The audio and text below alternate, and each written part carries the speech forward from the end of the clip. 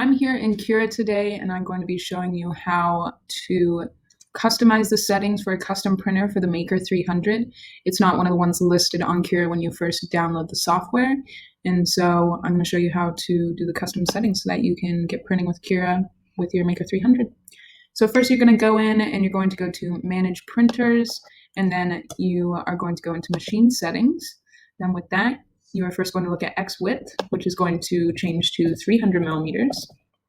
That'll be the same for Y depth, 300 millimeters. And then for Z height, that's going to be 400 millimeters. Now you're going to keep build plate shape as rectangular, keep the origin at center unchecked. The heated bed you're wanting to keep checked.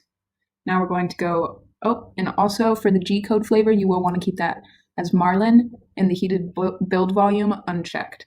So then we're going to go over to the X min, and we're going to want to make this 0. And for Y min, we're going to want to do the same, keep it at 0. Now for X max, we're going to do 32. And for Y max, we're going to do 34. Now for the gantry height, we're going to want to make that 25 millimeters. And then for number of extruders, we're going to keep that at 1.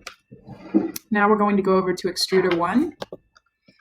And for the nozzle size, we're going to keep that at 0.4 millimeters.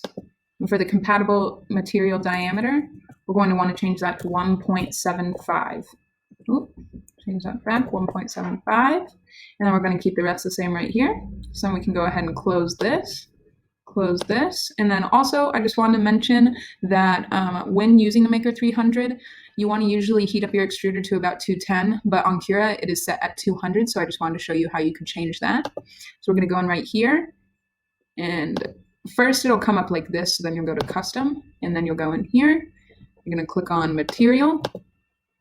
See, right now printing temperature is at 200, we can do 210, and we want to keep the build plate temperature at 60. So there you go.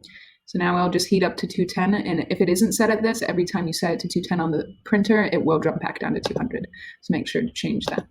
Alrighty, and there we go.